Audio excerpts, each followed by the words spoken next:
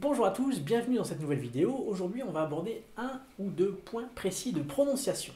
Alors, on avait déjà parlé d'ailleurs d'un de ces deux points avec Nathalie et Ben dans une précédente vidéo. C'était la fameuse prononciation du T en anglais britannique et en anglais américain. Eh bien, le T, il ne se prononce pas de la même manière. C'est d'ailleurs, on pourrait dire, une des différences majeures de prononciation entre l'anglais britannique et l'anglais américain. Bon, bien sûr, il y en a d'autres, mais celle-ci est particulièrement remarquable. On va écouter une fois encore Sandra qui va nous raconter une histoire pour illustrer justement cette différence.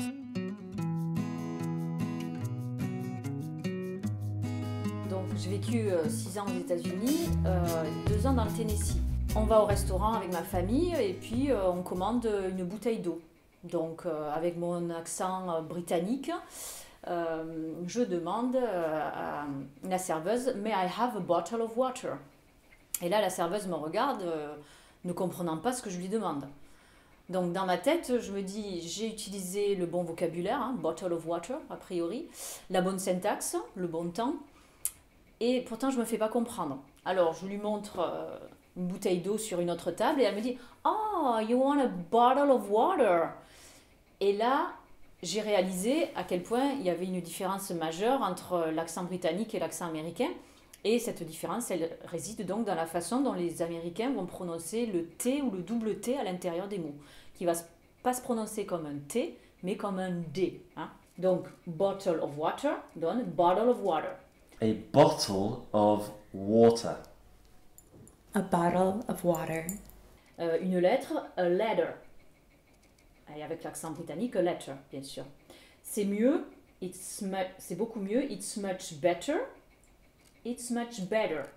Un ordinateur, a computer, a computer. Elle est jolie, she's pretty, she's pretty.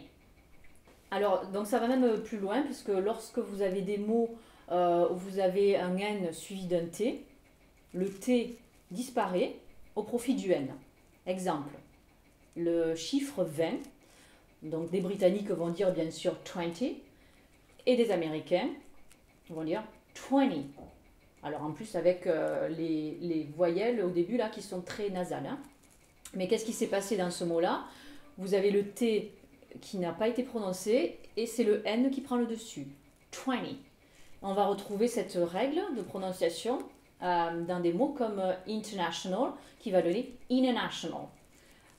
Autre chose, vous avez cet exemple aussi dans le mot montagne, fontaine. Mountain va devenir mountain. Fontaine, fountain, fountain. Voilà, j'espère que ça vous a aidé. Et si vous êtes amené à voyager sur le continent américain, essayez d'écouter cette prononciation bien particulière et vous saurez mieux compris si vous prononcez vos T ou vos double T en tant que... si vous les prononcez avec cette lettre plutôt D. Et see you later. See you later.